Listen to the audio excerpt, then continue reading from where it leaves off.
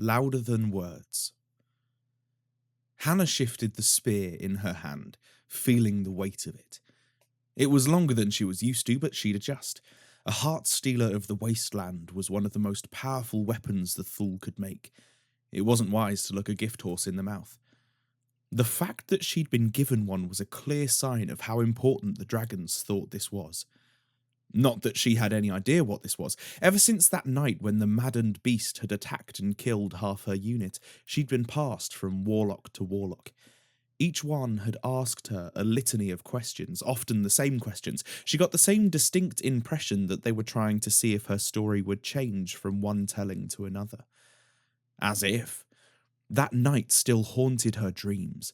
A close encounter with one of Waste Walker's monsters left scars that never healed. If she closed her eyes, she could still see the thing closing in on her, venom dripping from its open jaws. It had torn Angren limb from limb. Only the fact that the beast had stopped to gnaw on her comrade's face had saved her. The others were paralysed with fear, but not Hannah. She'd grabbed her spear and braced it against the packed ice. The creature had killed itself, run on the spear like a maddened boar. But apparently that made her a hero. A claw of the dragon, no less. If being a hero meant better weapons and armour and better food, she'd take it. Not that there was any real choice in the matter, but hunting this silver hand would be better than standing watch all night long, or waiting for one of Howler's monsters to attack. Besides, it was personal. The warlocks claimed the traitor was the one who had summoned the monster from the wasteland. Angren was dead because of this fool, so she was more than happy to head up north hunting the bastard. She had a sinking feeling that would not be the end of it, though. The Whisperer's minions were all over Urda these days, and rumour was that it was no better anywhere else. Famine will do that to you, of course. Makes people foolish and desperate. The famine might have broken, but everywhere that hunger touched, it left the dream of famine in its trail. Overview. Each season, the civil service prepares a summary of the Empire's relationship with the foreign nations, based on communications received from their ambassador, along with any useful intelligence gathered from other sources. While the Senate and the other houses of imperial power may respond to these offers, it is important to note that it is the appropriate ambassador that the foreign power will expect to hear from. Their communication with the foreign power is the primary element that will determine the tenor of any response. The Thule are ruled by their magicians. Almost all positions of authority are held by those capable of working magic. Ritual magicians or warlocks hold more power than those who focus on the performance of incantations, and the nation as a whole is ruled with an iron fist by potent, aged shaman ritualists called the Dragons. The Empire is currently at peace with the Orcs of Otkadov, but the treaty that secures that peace has nearly run its course. At the winter solstice, the Archmage of Autumn invited the City of Gold and Lead to investigate ways to make peace more appealing to the Thule through trade opportunities. The Thule ambassador to the Empire is Rak, who speaks for the Dragons Undivided, a long-term appointment who has, at this point, served as the counterpart to 4 Imperial ambassadors. Rak serves to provide assistance and support to the Dragons of Otkadov, appraising them of information from their southern neighbours and relaying their edicts to the Empire. Summer approaches. The Empire is at peace with the Thule, but the peace treaty is due to expire at the summer solstice 387 YE. It is clear that the Thule expects the Empire to pay a heavy price to extend the existing peace treaty. Any Bourse resource in a region ceded to the Thule would fall under their control, but they are prepared to split the bounty evenly with the Empire. The Thule have been asked for a 6-year peace treaty. They would prefer 3 years. Rak, who speaks for the Dragons Undivided, has arranged a meeting with the ambassador to Otkadov for 8 o'clock on Saturday evening in a chamber provided by Lashanar. Negotiations between the Thule ambassador, Rak, who speaks with the Dragons Undivided, and the Imperial ambassador to Otkadov, Kindra Shurfurt, have continued since the two met in person at the autumn equinox. There is every reason to believe that a new peace treaty will be possible, but one has yet to be signed, and there remains a lot of details to iron out. Something will have to give, otherwise the Empire will be in the unprecedented position of having war on 4 borders, something that would likely portend disaster.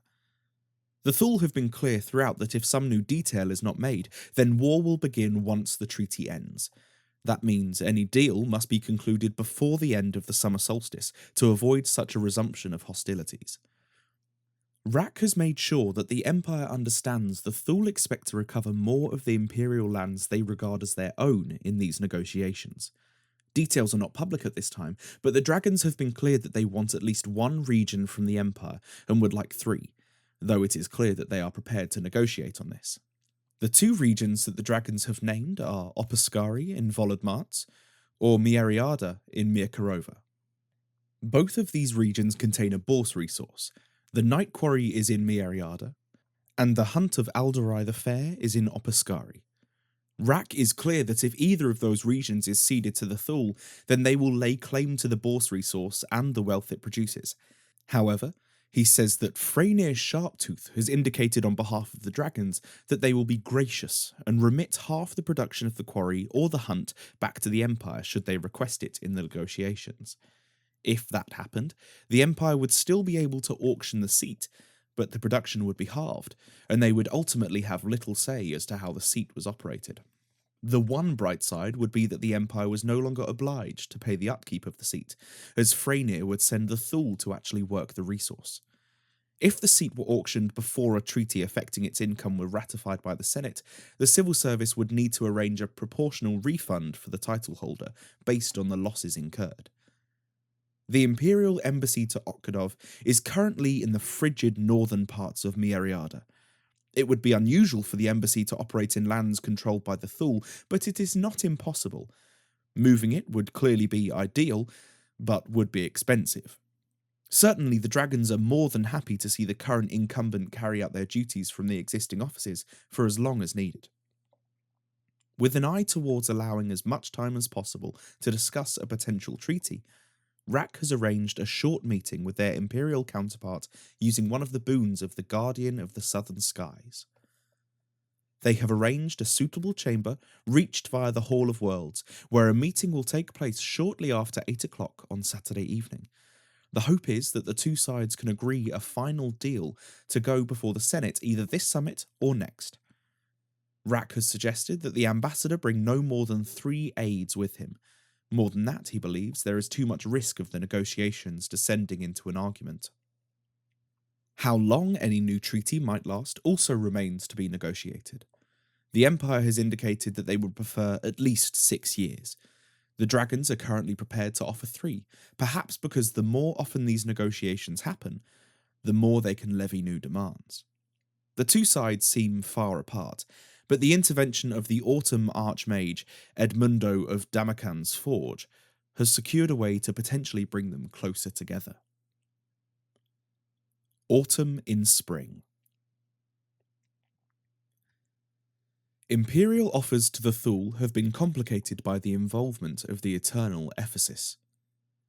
This season, the Imperial negotiations with the Thule have been complicated by the involvement of the Sovereign Lady of the City of Golden Lead.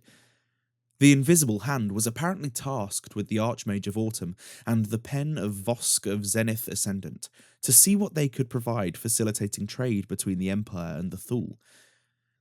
The hope was that the Eternal might identify 1 or more opportunities to establish long-term economic ties to the Orcs of Otkadov in the north, in the hope that that might help sweeten the negotiations. The Heralds of the High Merchant have certainly worked hard. It remains to be seen if they have succeeded. They claim to have a good sense for what commodities each side might be seeking. If they are right, then the offers they have negotiated might prove useful, not just for trade, but for helping the negotiations. Bread and crystals. An opportunity exists to trade large amounts of food for mana across the Empire, boosting tax revenues.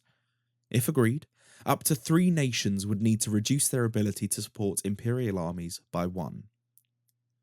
The Northern Trade Network already incorporates an amount of trade with the Thule, but the volumes involved are not currently sizable. Individual Thule merchants sell mana crystals and buy valuable metals that they take back to Okadov for use by their artisans. Lading, one of the brokers who serves the Lady of the Counting House, has identified a way that the Empire might considerably expand this trade, enriching and empowering the Thule in the process. What the Thule want is food, large shipments of it. The recent famine that struck Okadov took the lives of thousands of orcs, and the Thule are only just recovering from the effects. As a result, there is no possibility of any kind that the Thule could raise any new armies in the next 2 years at least, not until they can obtain huge quantities of food from elsewhere. In return for the much needed food, the Thule are offering large quantities of mana crystals. The plan is relatively simple. Valuable mana crystals would be brought south by Thule merchants. They would trade the mana with magicians across the north and use the money to buy large volumes of foodstuffs at agreed prices.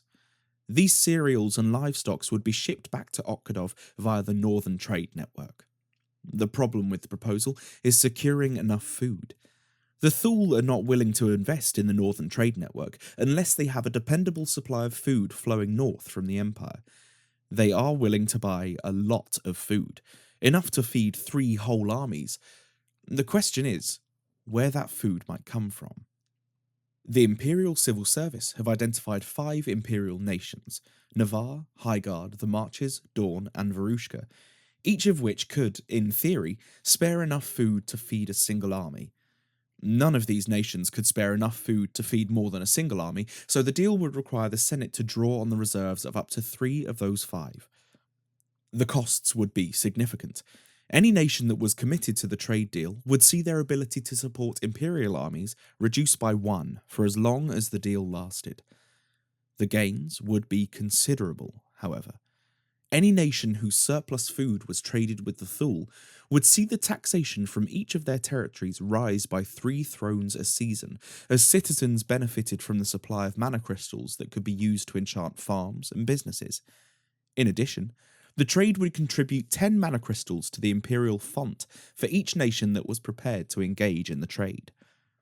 Finally, the civil service have identified an imperial title best placed to handle the trade in each nation. These titles would gain an additional sinecure income of 10 mana crystals a season, provided they took on responsibility to oversee the trade. Alternatively, the Imperial Senate could create a new imperial title to handle the trade, but if that happened, it would need to be appointed by tally of the votes and have suitable offices built, an edifice of at least 5 wains, or a new sinecure or ministry. Effects on negotiations. The deal would increase the Thule's ability to support armies up to 3, 1 for each nation that participated. For each nation that agrees, the Thule would be prepared to offer 1 additional year's duration for the treaty. The civil service have identified that shipping this much food north would allow the Thule to increase their own army supply by 3, 1 for each nation that participated. Whilst such a benefit would end on termination of the agreement, any armies built would of course still exist. The deal could be cancelled at any time by stopping sending the food, but the Thule want to include the arrangements in their treaty, if it is renewed. This is a deliberate move on their part to ensure that reneging on the deal would jeopardise the treaty. In return, Rak, who speaks for the Dragons Undivided, has indicated that the Thule will be willing to offer extra years' duration for the new treaty for each nation that takes part in this trade agreement, with the maximum of 3 nations, bringing the treaty to a potential 6 years. For this deal to take effect, the Senate must pass a motion identifying which nations with food to spare will make supplies available to Thule merchants. Those nations will lose that capacity either until Senate passes another motion cancelling the deal, or the Dragons decide to withdraw from their side of the arrangement. Expertise for knowledge. The Dragon Oribus the Chained offers to support the upkeep of Imperial Colleges of Magic. The support of the Thule will reduce the upkeep by 5 thrones per college. Agreement for the Lyceum of the Icy Crag would require a declaration of acceptance by the Conclave. Agreement for the Doyen of the Spires would require a vote of Urizen magicians in the Hall of Worlds at 1:30 on Saturday. The dragon Oribus the Chained has asked Ephesus to convey their regards to the Imperial Conclave. Oribus is willing to send some of their most accomplished warlocks to help staff any Imperial College of Magic on an indefinite basis. If the Conclave takes up this offer, the upkeep of the named colleges to the Imperial Treasury would be reduced by 5 thrones a season for the duration. If the Conclave wishes to accept this deal, they should pass a declaration of acceptance, identifying the offer from Ephesus of Oribus's help and specifying which Imperial College or colleges will receive the aid. Once the warlocks take up residence, they will remain in place until dismissed by a suitably worded declaration of concord that ends the agreement. The civil service notes that, although the Conclave are free to make such arrangements for the Icy Crag or the Lyceum, they do not have the authority to make such an agreement for the Doyen of the Spires. This college will instead be put to a vote of the Magicians of Urizen, to be held in the Hall of Worlds at 1:30 on Saturday afternoon. Effects on negotiations. Oribus will get a copy of any ritual codified at the colleges where his warlocks are present. In return, the dragons will guarantee that the Maze of Zoria remains under Imperial control if a treaty is agreed. There would be a large number of learned and accomplished warlocks living and working in whichever territory the college is in, but Oribus assures the Conclave that their servants will be kept on a tight leash and will do nothing which might offend Imperial sensibilities, so long as the agreement stands. If the treaty fails for any reason, Oribus expects the Empire to agree to give the warlocks safe passage back to Otkadov in return for a promise that they will remain peaceful throughout. The benefits for Oribus are clear. The warlocks will not just be aware of any ritual being researched at the college, they will be involved with the work.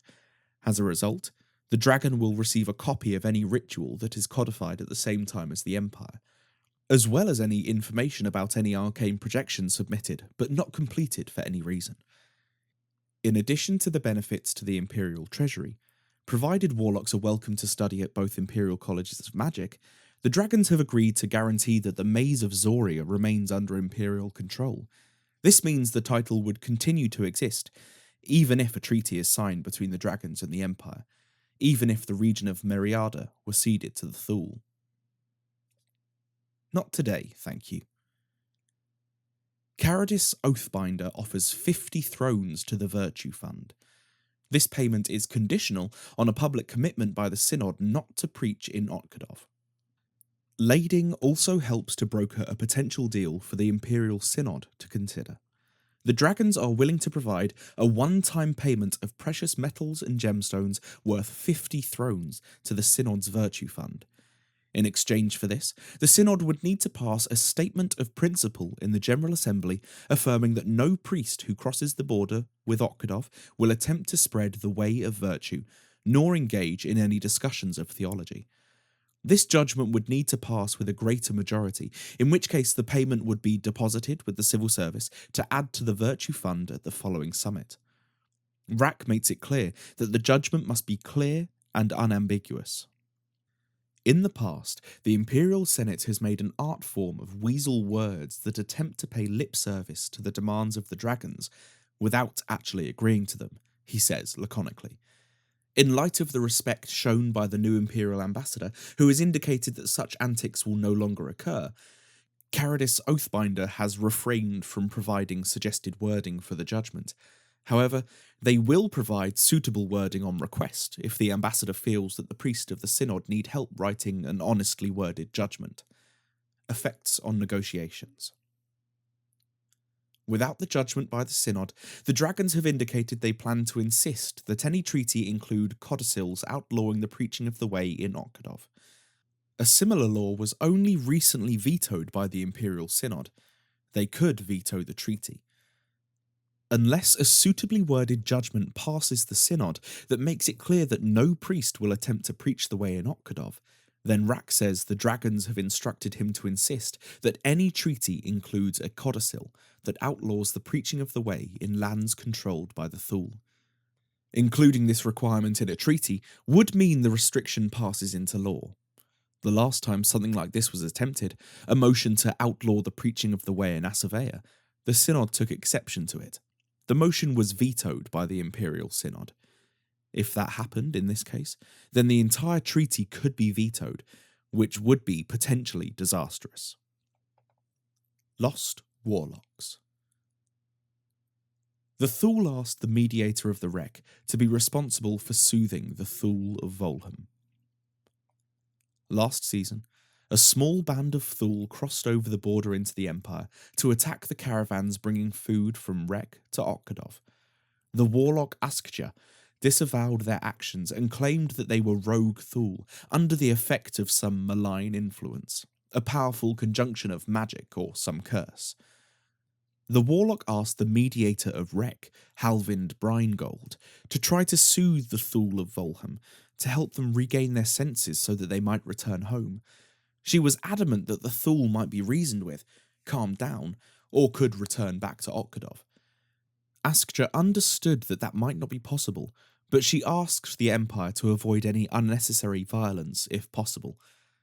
Sadly, none of the Thule of Volham have returned.